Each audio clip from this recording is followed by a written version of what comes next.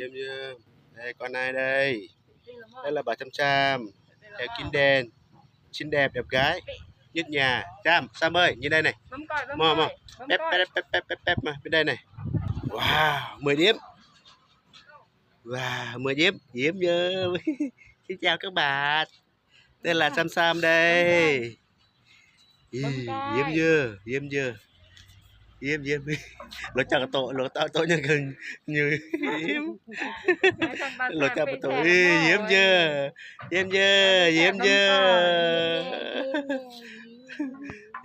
chưa mà cái mím à nhưng mà mi bị diêm chưa chưa chết đây bập cái vẻ tay bập à bập diêm chưa